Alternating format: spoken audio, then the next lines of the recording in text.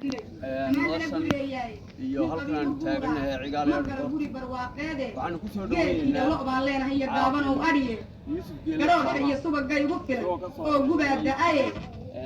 wax shisheeye ka soo gala gaajo bixin waaye aad iyo aad baan u soo dhaweynaynaa noloshan hogaaminaya Chief Caaqil Cabdi